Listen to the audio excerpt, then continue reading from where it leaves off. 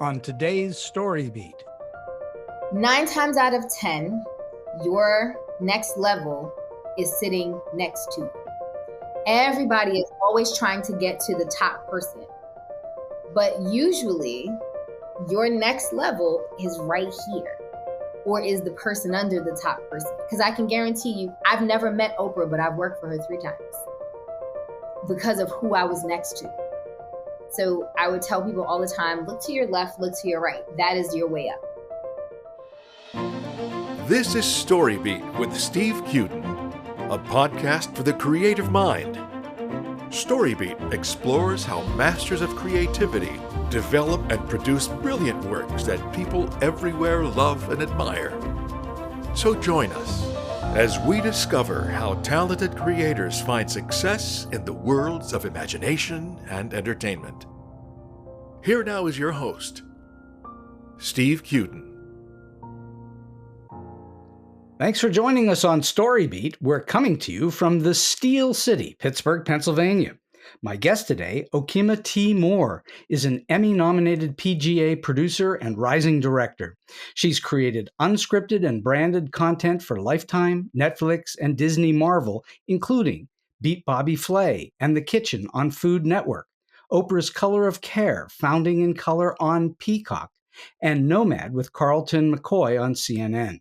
Most recently, she developed and produced Down in the Valley for STARZ and was lead producer on Chocolate with Sprinkles for the AFI's Directing Workshop for Women, which won the HBO Award at the American Black Film Festival. Okema was a directing fellow for Minorities in Film's Branded Lab, a semi-finalist for the Blackhouse Producers Lab, a second rounder for the Sundance Producers Track, and a fellow for both the Stowe Story and the Blackmagic Creative Producers Labs. She was a finalist for the PANO production microgrant, received a writing fellowship to create her first TV pilot with Writers Boot Camp and Women Going Places, and her short script had a live staged reading at the Essence Film Festival in 2024.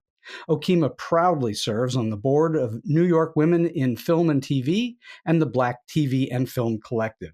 She's committed to lifting while she climbs, building up women, queer, IPOC, Caribbean, and Black creatives.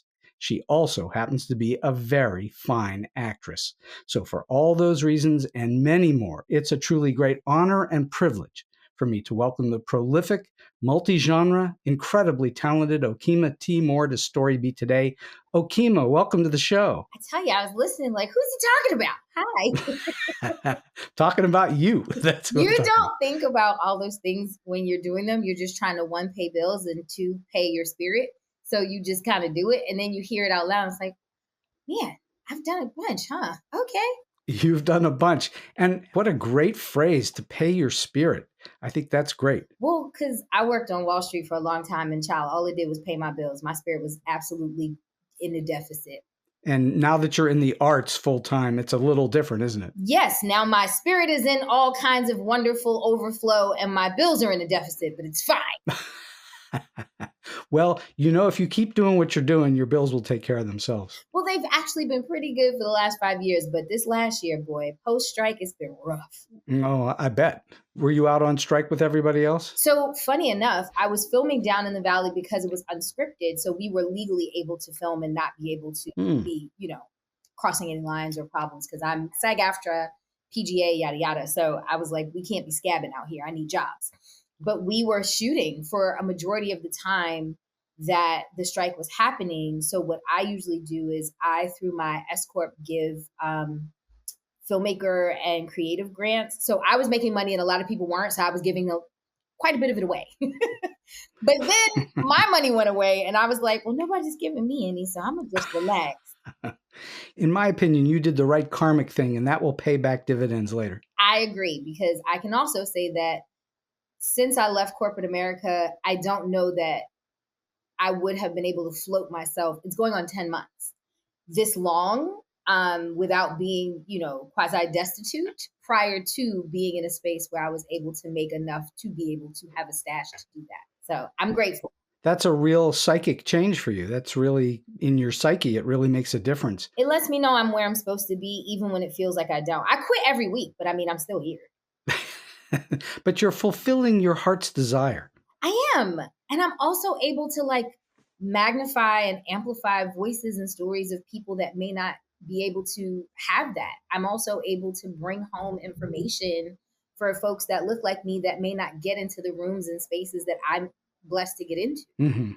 So let's go back in time just a little bit and talk about your real history. You've been at the acting, producing, and directing thing for a little while now. And I wonder, how old were you when the bug first bit you? I want to be in the arts, in the entertainment arts, no less. Well, so I can remember probably singing before I could talk. I have a mother who has a beautiful voice. And when she was a teen, she was modeling and acting and singing. And then my biological father is a roots artist still is in Guyana. And so he plays the guitar and he also sings. And so I probably was singing before I was talking, but I had also a very young mother. And so my mother and my father never married. My father stayed in Guyana, which is in South America. And my mom came back to the US. And by the time I came back, my mom was still fairly young, trying to, figure out this whole single parent thing now. And thank God I had amazing grandparents who were like, well, just put her in stuff. And so just put her in stuff. So they put me in everything: jazz, tap, ballet, dance, acting, singing. Like I was, if it was an extracurricular activity within, a 20-mile radius, I was probably in it. Was there anything that you were objecting to, or did you like it all? I think I was an only child, and this was the 80s. So there was no internet. There was, you know what I mean? It was like me, my Teddy Ruxpin, and like a VHS tape. And so, listen, I used to put all my mother's R&B, or I used to put her R&B tapes into my Teddy Ruxpin, and we would have all kinds of concerts. So that's great. I wound up getting cast on Sesame Street at 6 in about 84. From being in all these things. And that's when I was like, ooh. But then one year, I must have been about 8, I was back in Guyana for the summer. And like, we had like 2 channels, right? Because again, this is like the 80s. Right. And it's a third world country. At that time, it was still very much a third world. Well, according to the GDP, it's still a third world country. But it was third world country back then. And so how many times you going to watch Solid Gold and watch somebody do this, right? And so I found this VHS tape of Whoopi Goldberg's one-woman show, Welcome to the Spook Show. And I was probably way too young to watch it, but it was this dark-skinned woman with fluffy hair, like me. And she was like up there by herself playing this entire show of characters. And I was like, I want to do that. Now, I had no idea at that time that she had like made history, because as a Black woman, she had written, produced, directed, and starred in this thing by herself on television. And who knew that later on I would be pursuing these different things? I didn't even know Black women could do those things growing up. You know what I mean? So it was very serendipitous, I guess. But literally, I think that Whoopi Goldberg's one-woman show was when I decided that I wanted to do more than just be a grouch-gateer. Have you had a chance to meet her? I have never met her. I think the day that I do, I don't know if I'm going to be able to speak. Like, I don't get starstruck, and I've been blessed to work with a lot of A+ talent. But I think that between Whoopi and Oprah, because I've also worked for Oprah's company several times, but I've never met her. Right. And so I think those are 2 women who've had incredible impacts on my life and career, and they have no clue I exist, but that's okay. Well, they are both massive stars. Mm-hmm. They are. So you just have to treat them just like people. Oh, I'm sure. I think I'm just a, super sentimental, mushy person in general. So I'm going to cry. Like I can tell you now, the minute I meet Whoopi, I'm going to cry. I know I'm going. She's going to probably wonder why I'm crying, and please get this soggy young lady away from me. But I'm probably going to cry. All right. So how long had you been at doing what you're doing right now before you thought to yourself, you know what, I am really good at this, and I'm absolutely sure that I'm a pro in what I'm doing? How long did it take you to feel that way? Well, the first time I produced something, I didn't know I produced it. I just didn't want to. I was in a web series before they were called web series. It was like 06, 07. Right. And it was so discombobulated, and I'm just a glutton for order. And I didn't want to quit because it was my first like lead role as an adult. And I was like, so let me help this lady organize this because I'm going to quit and I feel like everybody else is too. And so by the time we were done, she was like, I'm going to give you producer credit. And I was like, why? And she was like, because you produced it. I was like, that's what it's called. I was just trying to make sure ain't none of us quit. And so when I realized that all it is, well, you know, the easy part of it at that point in my mind was, oh, just organizing stuff means you're a producer. I should do this producer thing. And so I started to figure out what that was. And then I went to NYU. I couldn't afford Tisch. So I did a non-matriculated program back before certificates were a big thing back in 2012. And I got a producing certification. I was like, oh, okay, that's how you do this.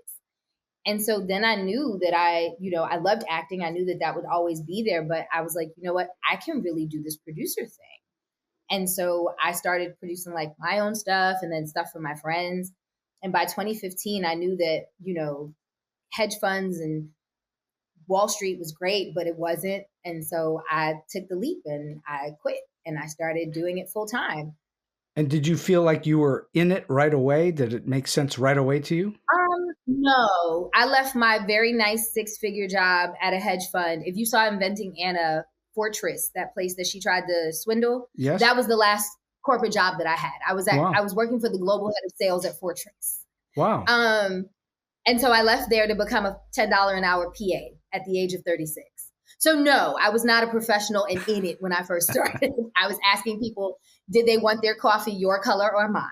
But I knew that I would get there. And because I had made a lot of my own stuff before I quit and like went full time, I knew I had to start from the bottom because nothing I made had done anything in like the Big Five or made any like major national noise. So nobody cared. It was like, you can get this coffee. You could produce this cup of coffee. Interestingly, though, you had already been in a major professional world prior to that. Mm-hmm. So you understood already how it works on protocols and how people should be treated and all those good things. Well, that's why I didn't mind going from 6 figures to $10 an hour and going from, you know, doing earnings internationally to asking people if they want more coffee. Because I knew that the protocol was I was a young Black woman. I look a lot younger than I am. So at 36, I maybe looked about 25, maybe. And so... Yeah, when I saw your picture, I thought you were like in your early 20s. Yeah, no, I'll be 46 this December. Oh, my goodness. And so I knew that I had all that on my side, but I also knew that meant I had to start from the bottom.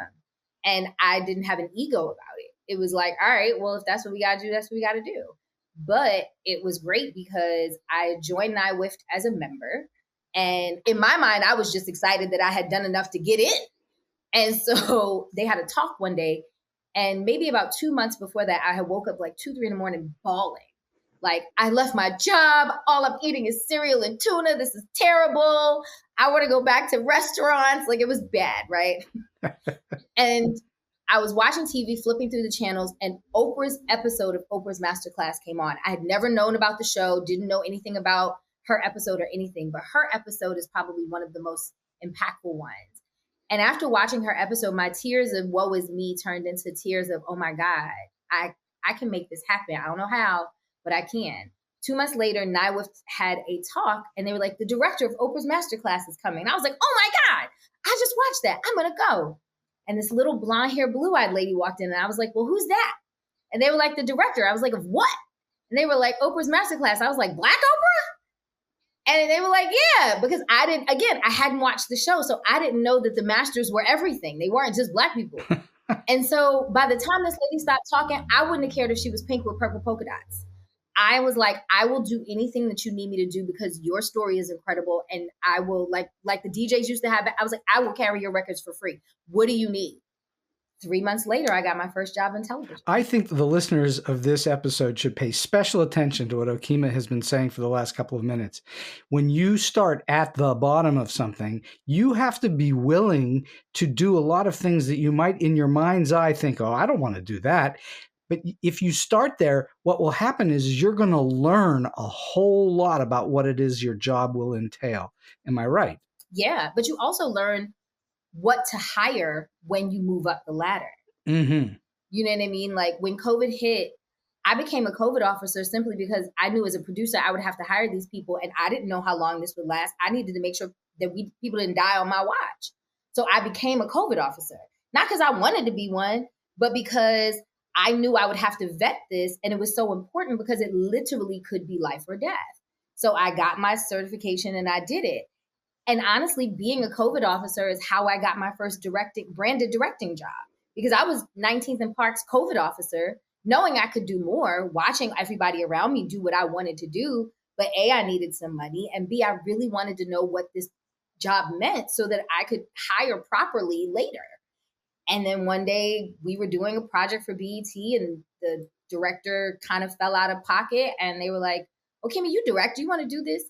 Hell yeah. Like, and so that's how I got my first directing job for branded content. So you didn't make a concerted effort to put your reel out or anything like that. It fell in your lap a little bit. Well, they knew that I had done that, but I also knew that they had no openings for directors at that time. And by then I had directed some things, but I had never directed a branded campaign, like 10 episodes of a lifestyle type branded campaign.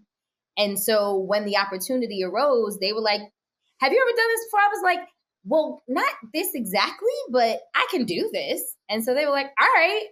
And then I went and got off the phone and called a friend of mine who did it all the time. Like, "Girl, I just walked myself into a job, but I'm not sure if I'm prepared. Can you tell me what I'm supposed to do?" And to say the least. I was like, "Can you tell me if," I'm like, "I've directed short films. Is this what is it?" She's like, "It's not far from that." But then it was COVID. So I'm literally directing on like this. And so, there's nothing like shipping, Juliana Margulies drop kit and trying to talk her over the phone how to set it up so you can get voiceover. Like, no kidding. So you really had a baptism by fire, didn't you? Baby, my entire career. But you know what? I think that's the best way to learn. It's helped me. It's helped me stay. I don't like the word humble, because I feel like people use it to belittle people, but I do appreciate the word humility. And baptism by fire will make you function with a lot more humility than hubris. So you have worked in both nonfiction and fiction, as well as all sorts of other things within the industry. Do you have a preference for one over the other? I will always love acting. I will always be an actor. So, I continue to do that. I just got a new agent. I'm super excited. I will always be an actor. I've fallen in love with unscripted because there's something about someone telling what really happened to them and being able to pull that out authentically and making someone feel safe enough to tell you even the stuff that hurts. I connect very much with that. So I don't know that I have a preference. I think I love all the things I do when I do them, but I am very committed at this time to really push myself into directing more narrative, because I want to actually become an episodic television director. Are you also a writer? I am a writer. And that also was something by necessity. When I first came up in this game, there were no DSLRs. There were no camera phones. And so you had to hope you knew somebody that was in film school that could get a camera, right? And as an actress, I just got tired of playing baby mama number 4 and a roundaway girl number 7.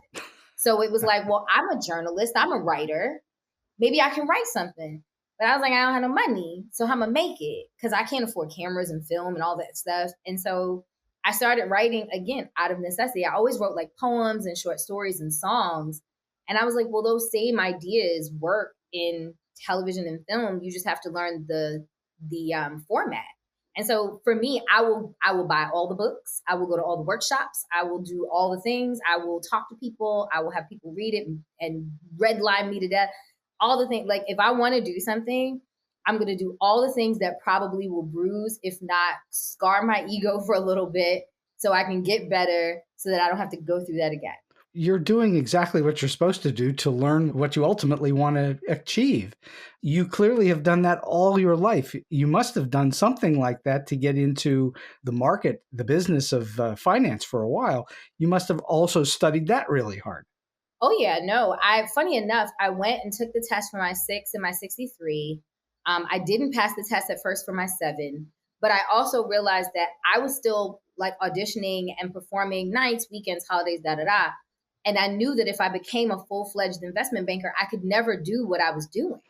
So what I did was I got my licenses that I could, And then I became an assistant. So I still got credits and certain kickbacks for whatever I sold, but I was not a full-fledged banker because I was coming in at 5:30 in the morning to do like Turkey and UK things, have my day. By 5:30 p.m., I remember one year I was in a musical.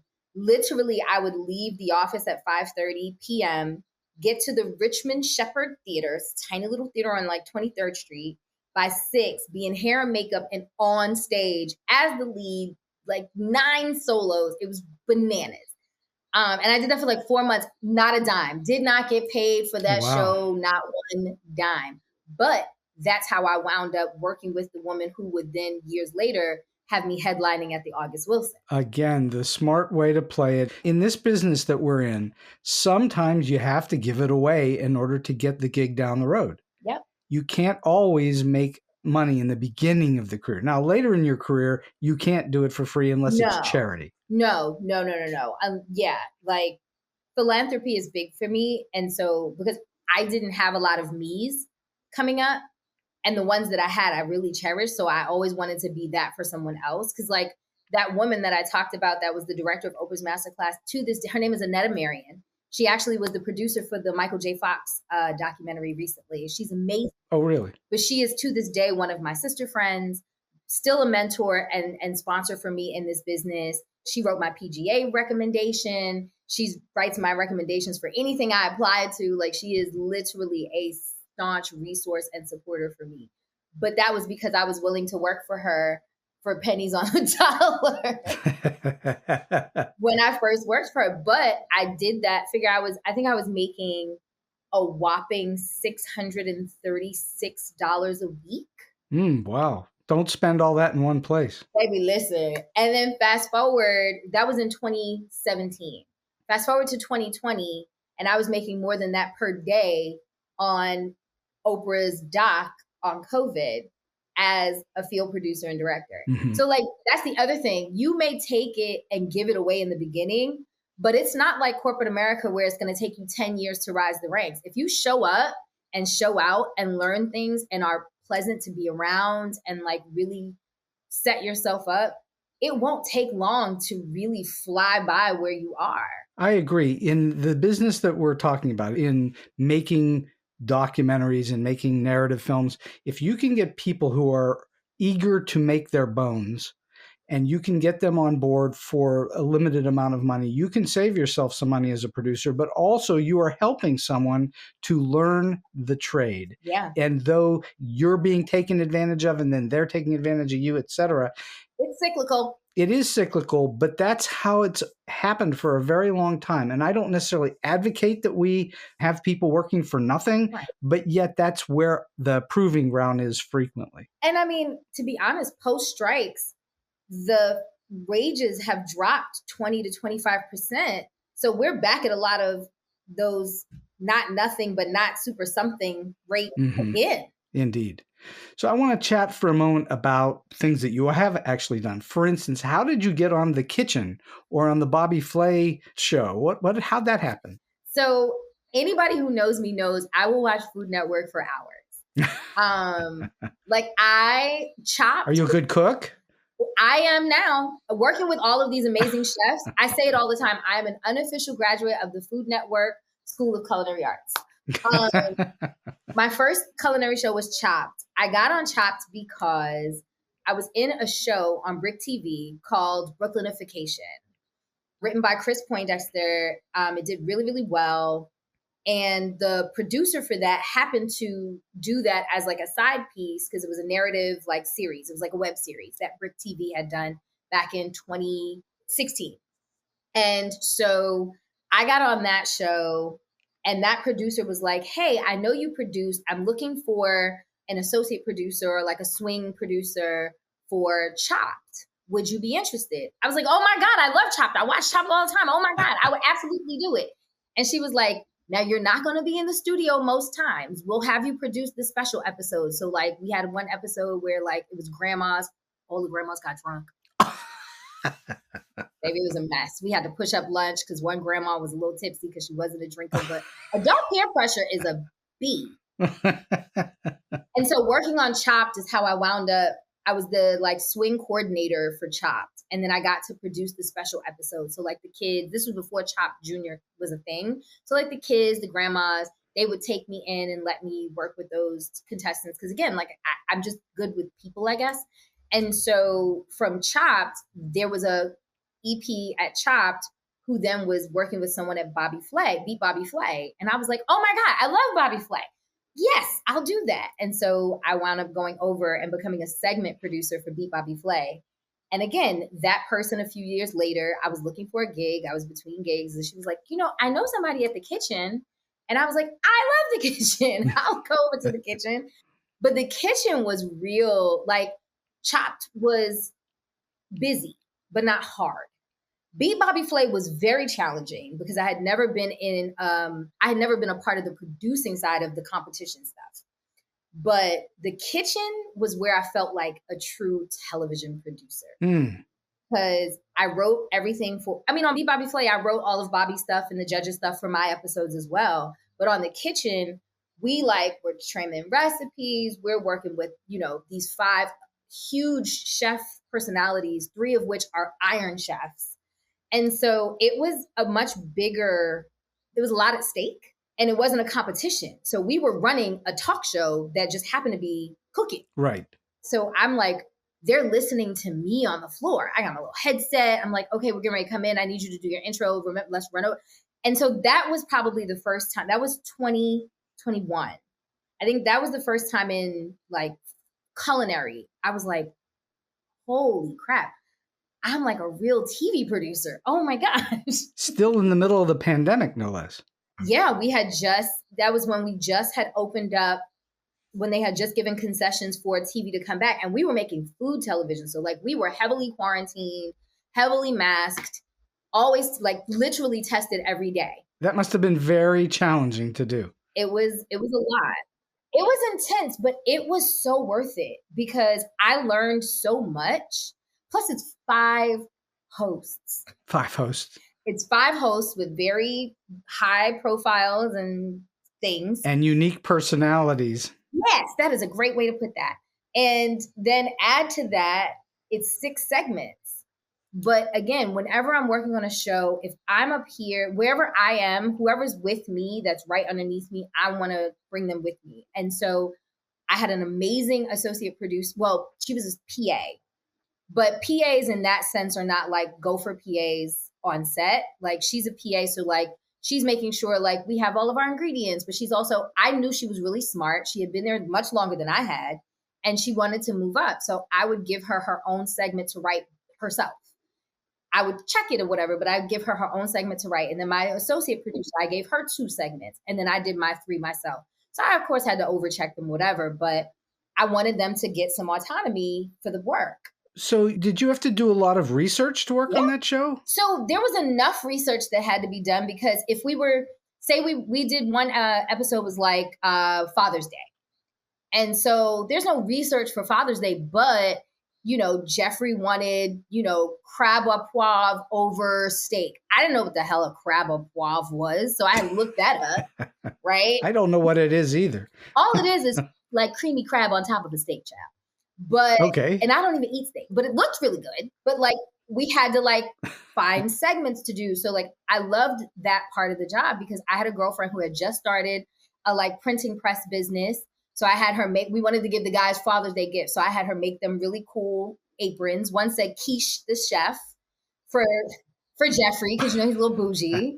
And one was something about sandwiches for Jeff Morrow, because he's a sandwich guy. And so I had her make them. So her company got to have its product on national television.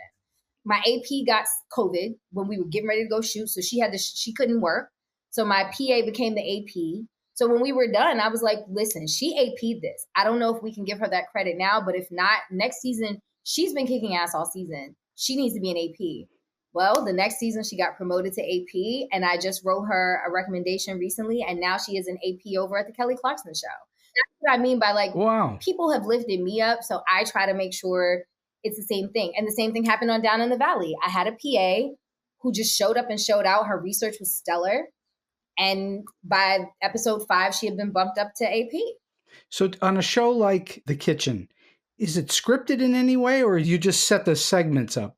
So it's scripted, but of course we have very headstrong people, and they've been doing this for quite some time. So we give them a script, but they make it their own. Right. But it is scripted. It is scripted in terms of like talking points. They're not memorizing lines like in a drama. No, they know the talking points. It's kind of like a wedding, right? Who's sitting in what seat? So like if Alex is the key host for a segment, I'll give her a sous chef, and maybe that's Katie. And then if it's something I know Sunny really likes, we'll make her the first seat, so she'll be the immediate taster. And then she'll share with the rest of them. And so we literally move their seats around like that. You had to actually contrive that to make the show work. Is there an emphasis? Most great stories that attract audiences are filled with some form of conflict. Doesn't necessarily mean people are yelling at each other, but it means that there's tension. Yeah. And so did you contrive how you put people together in order to make it conflict filled? What's interesting is we did it for the very opposite reason. In culinary, most of the Food Network shows, immediate demographic is middle American, white, middle-aged women. They like happy when it comes to their food shows. So we literally consistently make sure that we do it so that it's things people love, things they like to eat, so that they're always happy or at least chatty about it, because they also like talk. So it's the complete opposite of what unscripted is for like a reality show, where you know that Marla don't like candy, and so you put Marla and Candy together because you know it's gonna be. So internal joke, we call our demographic, we named her Connie. Connie likes people happy and chatty, and so we give Connie happy and chatty every time. Happy and chatty, no conflict. No, or if it's conflict, it's more teasing. It's not conflict. So like they always tease Jeffrey about being very stush, very posh, very. So like anytime there's something. Did you say the word stush? Yeah, I'm Caribbean. Yes. Well, I've never heard that word before. So stush is a Caribbean word for bougie. Okay. Where Sunny is like your down home, around the way girl. She's going to use frozen things because it's quicker. So we'll always make sure that like they have opposing things, because then like Jeffrey will be like, you put that in there? And she's like, taste it. And he's like, okay, you're right. I'm going to be blowing my friends' minds because I'm going to be using the word stush now, and they're not going to know what I'm talking about. Or go around a Caribbean person and say stush, and you will fully impress them. So on a show like that, are you intentionally crafting the show so that it goes through basically a 7 plot point set? It's 6 for our show, but yes, we're crafting it so that it literally moves through our intro, the first segment, whatever that dish is or whatever that focus is. Do we have a guest? Is there, a collaboration with like King's Hawaiian or some kind of liquor or whatever? Is it a holiday segment? They are phenomenal cooks, but like we never give them too much decorating baked goods to do. That's not their thing. And so we'll let them start, and then we swap out for the really pretty ones that culinary makes. You know what I mean? So you set it up so that you get your dishes, your dessert. You can't have it look like a big messy kitchen. It's got to have some niceness to it. The set is gorgeous. Yeah. It looks like a really beautiful, it's not too high end in that your standard demographic doesn't feel like it could be their kitchen, but it's their kitchen of their dreams, not, you know what I mean? Mm-hmm. And so we set it up so that it feels like they're moving through a kitchen through the day. It feels like they're all kind of doing a dance, moving around the kitchen through the day, giving you great combo, great food, great laughs, maybe a little teasing, maybe a surprise or two. How frequently do you do a segment and something went wrong or didn't work and you have to start over again? Well, we've had that happen. But you know what? We do rehearse. The good thing is they also record the script in VO as well. Right. Because, we use the VO to toss to commercial, come back from commercial, blah, blah, blah. So the good thing is, it's not live, thankfully. So we do have the chance to start again. And then sometimes it just gets to a place where it's like, okay, we find out in rehearsal when something works, when it doesn't. And if it doesn't, then we go in the back and we jig it a little bit and we make sure that it does. If it doesn't work, it never gets to actual set. So you actually are able to change things. It's not a reality show in the sense that you can't cut away or you're stuck with the footage you get. You can actually redo things. Yeah. And I mean, remember, it is a culinary show, but it is also only an hour show. So with that, I can't make crab au poivre the whole time. So like we'll start it and then there's a finished one that we show. And so it's still very, very organized, very intentional, but their commentary and interaction is what is unique and what is authentic. I'm going to be telling everybody I know that crab au poivre is stush, and I'm going to be the hit of the day. Baby, listen, you about to make the parties mad. So tell me what the difference is between doing those kinds of shows and Color of Care. Well, Color of Care was heavy because we shot that August 2020. Mm-hmm. I caught COVID making the COVID doc. Oh, wow. And that was OG COVID, and I'm asthmatic, so I was down for like 6 weeks. And there was no kind of vaccine or anything else then? There was no vaccine yet. No. So I lost out on thousands of dollars because I couldn't go on the road because I was down. But something like Color of Care, you know, Yancey Ford is brilliant at what he does, and he has Oscars and nominations to prove that. And so getting to work under him and learn under him, but also being unleashed on my own with a team because it was COVID. So he had to go shoot the Northeast while I went down and shot the South. So I literally directed all my shoots myself. I had a team. Thank God his partner was with me. So but it's very different in that with that, the subject was heavy. I was mourning the loss of two of my uncles that had just passed from COVID not long before that. Everybody was dying left and right in the world. And so we didn't know what was going on. It was only August. We were still all very scared.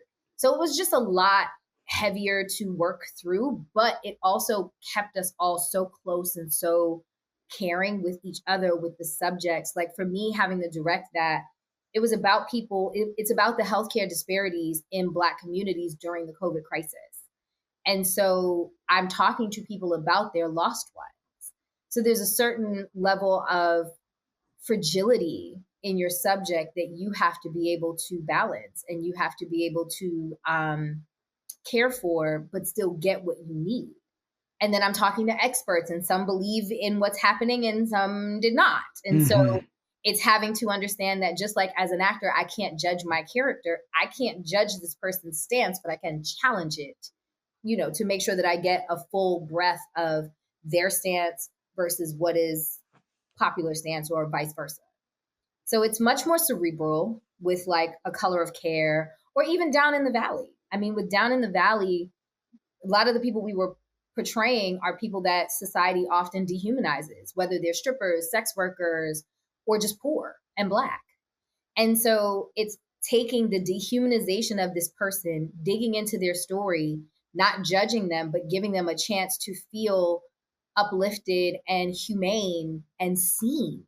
You know what I mean? One woman, yeah, she's a stripper, but her husband, who was the father of all three of her children, because, you know, immediately it's like 3 kids. Oh, how many baby daddies? No, it was one. It was her husband, her high school sweetheart, died in a car accident on Father's Day coming home. Oh.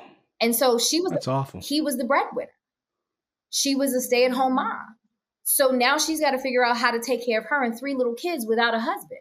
So being that she was a beautiful girl with a really nice body, the easiest way for her to do that and also be home in the daytime for and with her children was for her to dance. The difference is really dramatic because you go from a sort of lighthearted kitchen show to this really heavy subject matter. Yeah.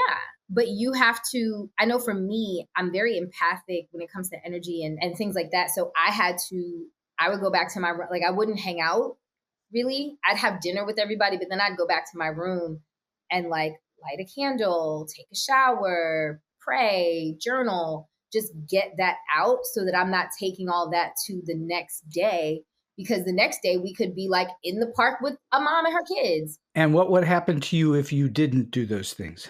I know myself well enough to know that I carry other people's bags, even if they're not mine. And so if I don't release before I have to be in the space again, then I have the misfortune of not serving my talent the way that I should. So, and I don't mean to pry, but I'm just curious for the listeners to understand, does it affect the way that you function? Are you unable to be effective? Yeah. Well, because then you because after a while, if you take all that trauma on without releasing it in some way, shape, or form, you kind of glaze over. And so now I'm not as present for my subjects the next day. And what if, everything we shot wasn't trauma? I don't do trauma porn, right? So everything wasn't traumatic. There were a big part of like with Down in the Valley was finding the joy. Black people are, people, period. But as I'm Black, I can only really reference Black people, right? So we are the people that are going to be at a funeral and cry, but also laugh because the same person that we are crying over used to make us laugh by asking everybody for $1. Or like, you know what I mean? Whatever. So we find the joy even in the pain, and most people do. That's why the best comedies have some level of tragedy and vice versa. Well, the old definition is comedy is tragedy plus time. Right. And so I see grief as love with nowhere to go. And so for me, if I'm holding this grief, I need to love on me so that I've now taken this grief with nowhere to go that's in the ether and given it back to myself so that I can reset and now be present for whatever I'm going to encounter the next day with that subject or a new subject. Do you feel like as you're producing, you are also then being a director? And I'm not talking about narrative fiction. I'm talking about the real stuff. Mm-hmm. You're also directing those shoots as a producer. So that's the running joke in unscripted, is that field producers are the most uncredited directors ever. Mm-hmm. Because, I also worked on BET's Clutch Academy, which was about Rich Paul's company, Clutch Sports. Sure. And so that was that year he had like 5 rookies that were NBA hopefuls. For those who don't know who Rich Paul is, he's as famously attached to Adele as anything else. Well, but he is also LeBron James's agent. Well, that's it. Exactly. Before he was Adele's anything. That was his big move, was to land LeBron. Well, and everybody told LeBron he was crazy because Rich had never been an agent before. And now look, Rich runs one of the most successful, one of the largest, mm-hmm. Sports agencies in the business. But we were doing Clutch Academy with Rich Paul's guys. And, we had, one of his boys unfortunately passed during production. It wasn't on us. It was a car accident and the young man passed away. Mm. And there was another rookie he had that was kind of like the 6th guy, but this was about 5 guys. So the number 6 got moved up, but they hadn't really had anything with him. And they were like, hey, we need you to go to Minnesota, Minneapolis. I always think about Prince. That's where he was. Yes. And so they were like, we need you to go here, and he won't be there till Wednesday. The draft is Thursday, but I need you to go Monday, meet his parents, form a story. Also, he's quiet, doesn't like to talk to people, and he's very reserved. And I was like, wait, what? Mind you, I don't even follow basketball. So I'm like, they must really trust my producing skills because I don't even know basketball. Okay. And it wound up being that I was following Jericho Sims, who wound up getting drafted to the New York Knicks and is in his 3rd season. His mom still calls and checks on me. I still text him, and I used to call him Quiet Storm. And I still text him and every now and again, hey, Quiet Storm, I see you, I'm proud. But, I was out there left to my own devices. And so I knew it was my first job for BET proper, the actual channel. It was the first project out of BET Studios by Kenya Barris. I'd never worked for Rich Paul before. I've never met any of these people, but I worked for them and my name is on it. So I got to show up. And so, as a director, I had to prepare myself as a director. Though I'm the field producer, field producing is directing. Mm. You just don't get director credit. That is really important for the listeners to understand, that in the types of shows we're talking about, there is no quote unquote director on a show. The field producers depends on the show. Well, no, we had directors on Down in the Valley. Got it. So it really does depend on the show, the production company, how they've structured that show. Is that a financial thing? Is that they're saving money? I definitely believe some of it is financial. But I also believe that it depends on, like, Clutch Academy was an ensemble. There were 5 different guys that we had to follow at different times in different places. So if you had 5 directors, that would be really messy because that's 5 visions. Whereas if you have 5 producers with a set of directives and they're all kind of working under this formula, it's not, you still can kind of rein that in. Just in case anybody's wondering as we're going along here, we can hear some kind of Mr. Softy truck or something outside. Brooklyn. I live in Bed-Stuy. This is what we do. I just, in case anybody wondered what's going on, that's what you're hearing. It's Mr. Softy. Mr. Softy. Oh my goodness. That would be good right now, wouldn't it? I know. What do you do to keep your act together in the middle of all the chaos of production? Do you use any kind of apps or do you have paperwork? What do you do to keep yourself in one place? So when I'm in the field, I actually use this application called Field Notes. Field Notes app is amazing because for me, I always ensure that my cameramen set the camera to time of day. And if they set the camera to time of day, then when I'm taking my notes in the Field Notes app, it's also by time of day. So when I'm reading everything back and going through the footage, I can make the notes or the hot sheets. If you don't know what a hot sheet is, when you're doing doc or unscripted, at the end of every night, you have to turn in what happened that day. I'm always made fun of because my hot sheets read like a novel, but that is because I'm trying to sell to the network what I picked up and make them excited about it. So I write my hot sheets like I'm writing a blog. And I make it very juicy and I use a lot of really colorful visual words and all the things. Some people just write what happened. I write how it made me feel.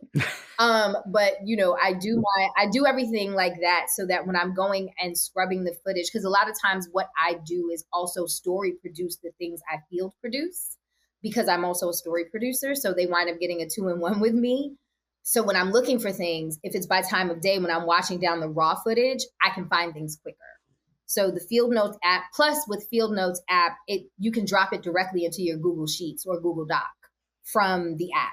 So that's something I use to keep myself organized. I also use either Asana or Monday with the team so we can make sure like everybody's got their marching orders. Oh, you completed this. Okay, I know you completed this. We also work out of like Google Docs and Google Sheets because they keep version history, which is really important. And it's a breathing thing. So if someone changes something, they can leave a comment, they can highlight it. You can see it as it's being changed in real time if you happen to be in it together.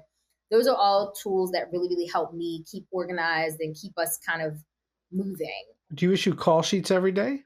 So I don't do call sheets anymore because Jesus loves me. But because call sheets, listen, little black baby Jesus used to be on my side for those. But call sheets are issued every day. They're usually out a day or two before the day they're for, so that everybody can know, you know, what's needed. But that's also, the call sheet helps me with my hot sheet at night because now I have everybody's name that was on set, everybody that was on camera. All of that plus my field app notes help me do a full call sheet and production report for the day so that when we're going back, you know, like say it's in post and the AE, the assistant editor AE is going through and trying to do what we call a Facebook, which is just basically logging everyone that we've gotten in the frame so that we have a waiver for them and we don't get sued or have to use our errors and omissions insurance ever. In my log, you'll see, oh, such and such was at this place or that place. This is the name. Now you can put that name to that face in that spreadsheet and everything is in order. Okay, so now you've got yourself in order. Are you a planner in advance? Do you envision scenes? Do you do some form of some kind of storyboarding, or do you work with the DP to set up a shot list, or how do you do it? I absolutely don't do anything without a shot list. Now, what you have to realize is you're rigid in your planning and flexible in your execution. Say that again. It was a super important line. I am rigid in my planning, but I'm uber flexible in my execution. You plan to be able to punt. Yes. I don't play ball, so I would never have said punt, but yes, that is exactly it. Mm-hmm. And so, yes, there's always a treatment for a story. So like this week, my episode of Down in the Valley airs on Friday, the 19th. And so we are doing, it's called From the Juke to the Jaunt. And so we're doing music people. And so when I knew we were doing Juicy Fruit, she's the artist that made the Down in the Valley theme song for P-Valley, which everybody loves. It blew up, all of that. We know she's from Memphis. And Juicy is definitely an around the way girl. So we knew we wanted her in like a local spot. So we put her in a place called Genre. It's literally right across from the prison. It's usually where prisoners go for their first drink out the out the joint. It's a lively place. But we knew her energy, not for the prison aspect, but the lively energy of it. She's a big energy herself. So we knew we wanted her in someplace local like that. So I did a 10-day scout before we ever touched the production side of things so that we can meet people, create stories, figure out scenes, figure out places, and it never failed. One time we were going to shoot a story about girls, the street dancers. We lost all of the dancers and the club the 2 days before we were supposed to go down and shoot. Oh, wow. But I had done a 10-day thorough scout through 3 different states. So when we lost the dancers that we were going to shoot in one state, I had a club willing to give us the space, very much open to being, put on television, especially as a exotic club.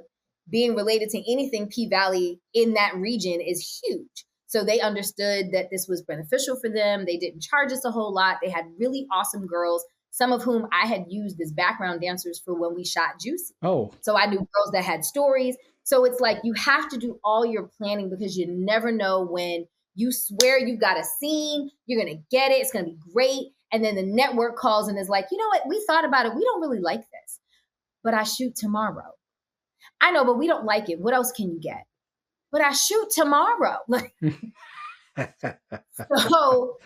you don't plan properly, but I also make the joke all the time, but I'm very serious. I am the same girl who made a horse show without a horse. You made a horse show without a horse? I was producing and directing DIY content for Netflix and DreamWorks. They have a animated show called Spirit Riding Free. Okay. And so our show was called That's the Spirit. So we had 4 little equestrian girls who would like train and jump and do all the things.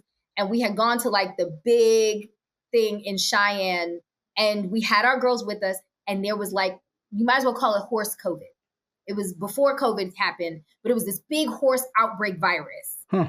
And so nobody would bring us their horse to shoot with because it was very contagious. But I had to go home and tell DreamWorks I had a show. So I took my littlest girl. We were on a farm. They had one horse that was natural to that farm, but he was old and kind of crotchety, so they didn't trust him to use like as a main horse. But he was beautiful and big, so we trotted her around a little ring on him. Cool. There was this big stump.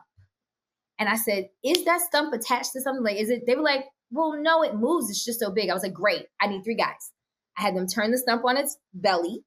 I put the saddle on the stump and I said, we're going to say, this is how you practice getting on a saddle. And then we'll just watch her trot. We'll shoot her trotting and be like, and this is what happens when you do it. All right, great. We had no horse, but we had a horse show. Okay. So once you can figure that out, you can figure out anything. That was very creative. I was just very scared.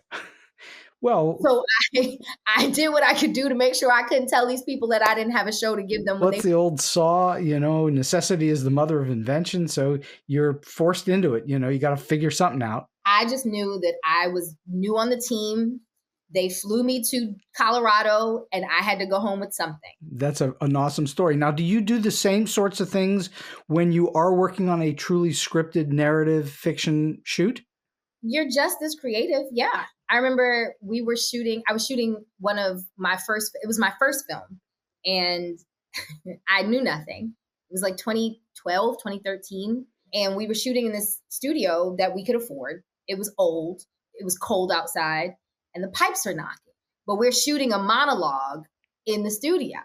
And I was like, what am I going to do? And I was like, you know what? It's fine. Shoot it. And they were like, what do you mean? The audio? I was like, just shoot it. So we shot it. Because she was telling a pretty kind of ominous story.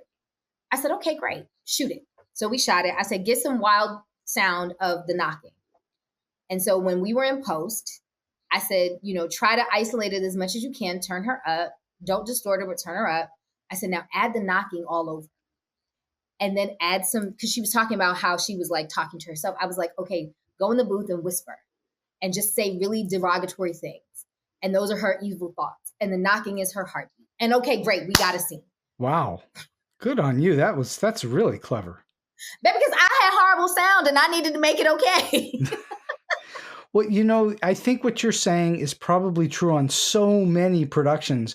You're always working against the elements. Everything is working against you. Time, the light, the time of day, people's attitudes, all the things that are working against you that you have to work your way through. So you have to be the solution of all these things. And I think that if you aren't able to do that, then perhaps that's not the right job for you. Then you need to figure out what your space is. Because if you can't, a producer is a problem solver. A director is a problem solver. A PA is a problem solver. Mm-hmm. You know what I mean? And different problems, different levels of problem, different solutions. But you have to be able to do that. And like for me, my end goal is show running, in scripted and unscripted, which is why I'm working to become a better writer. Because in scripted, to show run, you usually have to write. Exactly. But in unscripted, I've gotten to a place where now I'm looking and assuming co-EP or EP roles because I've done so much stuff. But again, I have to learn how to problem solve without blame, but still have boundaries, lead with love, but still let people know I will fire you. Like it's all these things. So my solution, my problem solving in my lower level spaces are how I feel like I lend to being a better leader, because I've solved big problems. I've solved little problems. And I also, like I said, I really don't have an ego. I remember we were shooting this scripted piece for Byron Allen's company called Up North.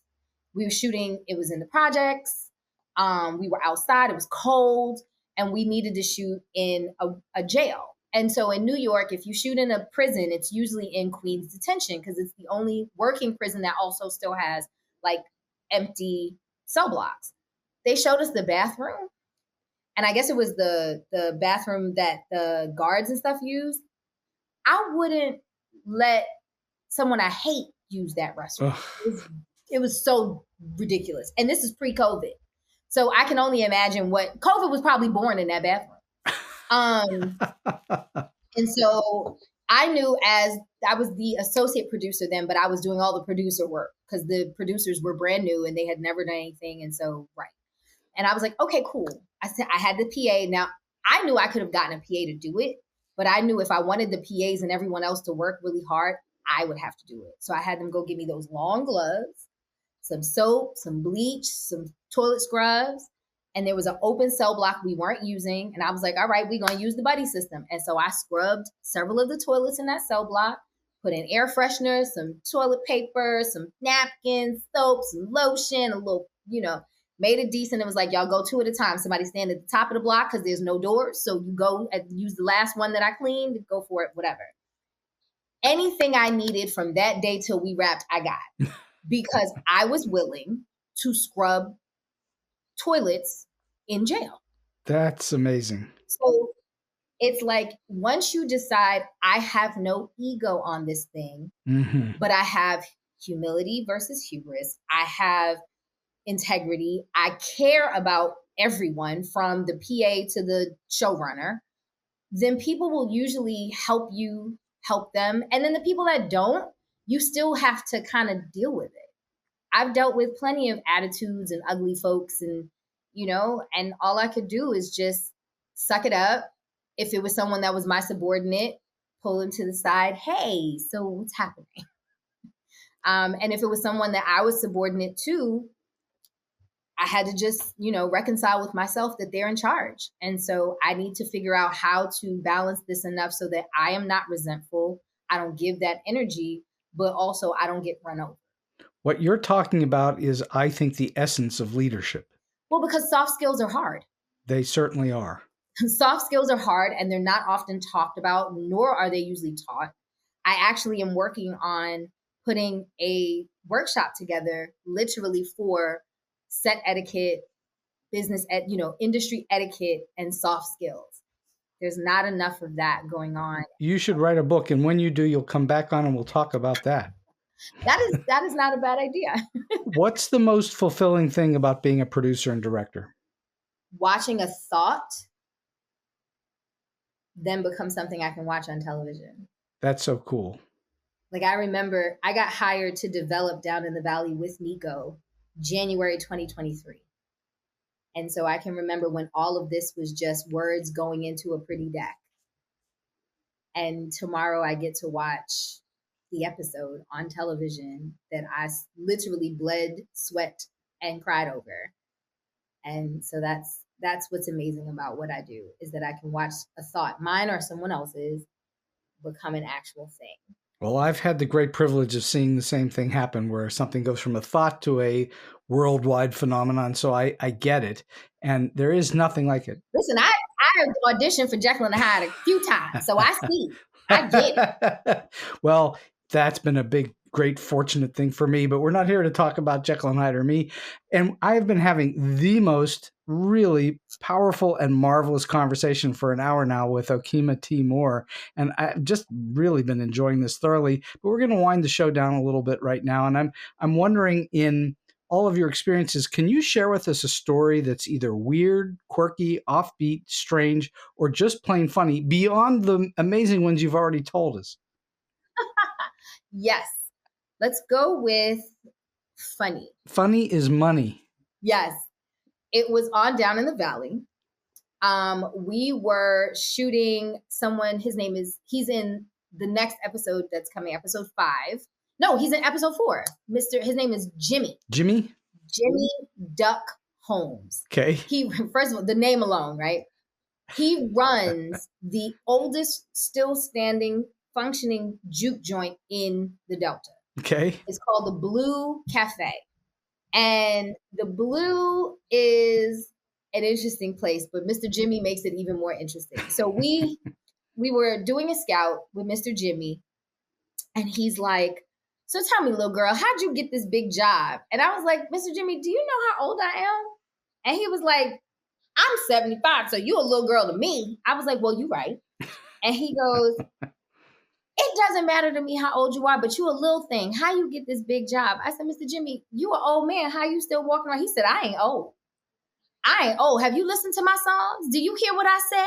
Do you hear the things I sing about? I am not old. I am seasoned. I said, like some good chicken? He was like, yes, like some good chicken. You know, they making chicken out front. I was like, I'm done. I said, yes, Mr. Jimmy, you are seasoned like the chicken they make outside of the Blue Cafe, the Blue Front Cafe. Yes, Mr. Jimmy, absolutely. He was like, as long as you know. I know, Mr. Jimmy. I do know. And when you watch the show, you will get to experience all of Mr. Jimmy in his wonderful fineness. In his glory. But he's also a Grammy-winning Bentonia bluesman. Really? And he does use a pick, and I don't even think he has fingerprints anymore.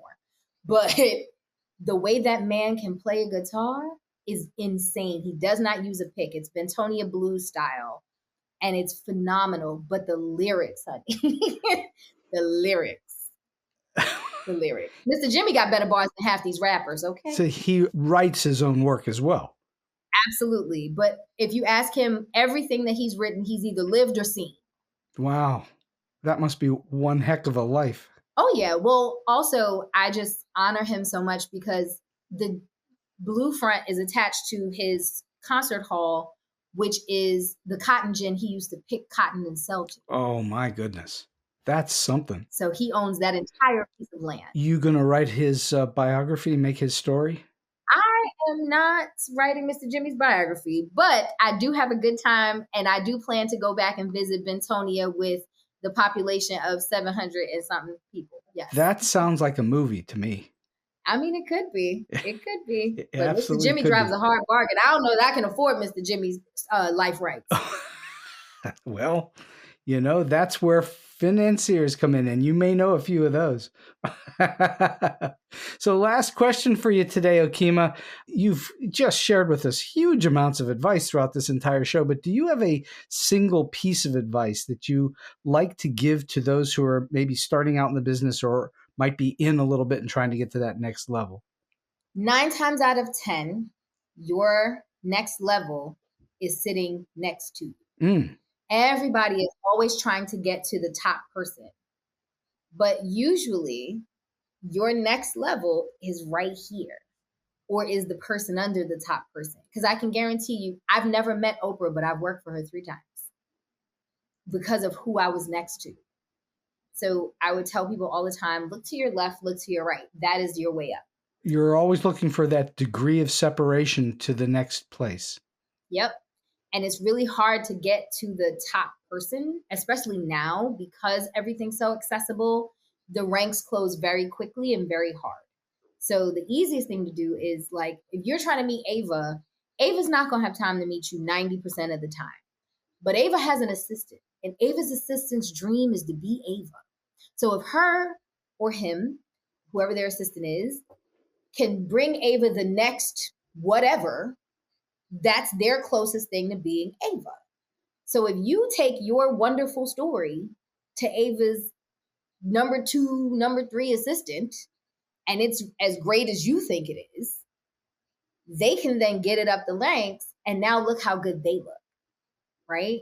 So you always need to look at a lateral space to get to a vertical place. But you're saying something important in there, which is that you need to have something to take with you. It just can't be, hey, please give me help. Yeah. It has to be for something that maybe benefits that next level. Well, that's what I also tell people. You have 2 hands for a reason. One is to give and one is to receive. And so if you are not utilizing them both, then there's a problem. And that's whether you're being a consistent giver and not getting anything for it, because now you're not going to grow and progress. Or if you're a consistent taker and not giving anything, well, now everybody knows you're a taker, so you're not going to be taken seriously. So you really do have to make sure. And listen, they always say have all your ducks in a row.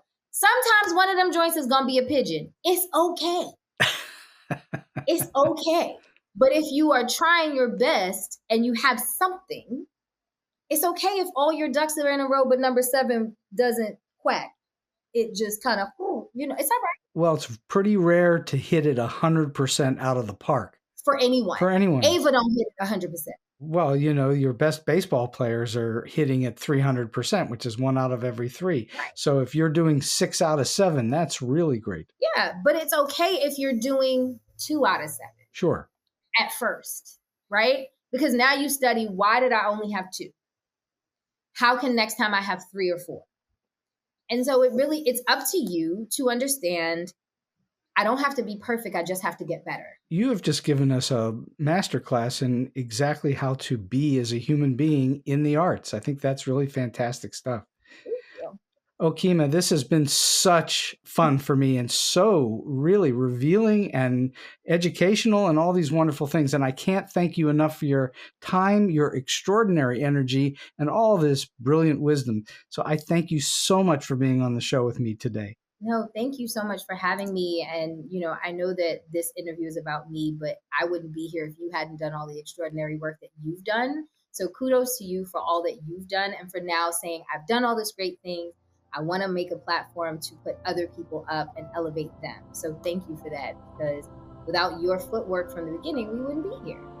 Well, I thank you kindly for saying that, and I'm blushing a little bit. And, I can't do great shows without great guests, and that means you. So I thank you kindly. This has been awesome. And so we've come to the end of today's Story Beat. If you like this episode, won't you please take a moment to give us a comment, rating, or review on whatever app or platform you're listening to. Your support helps us bring more great StoryBeat episodes to you. StoryBeat is available on all major podcast apps and platforms, including Apple Podcasts, YouTube, Spotify, iHeartRadio, TuneIn, and many others.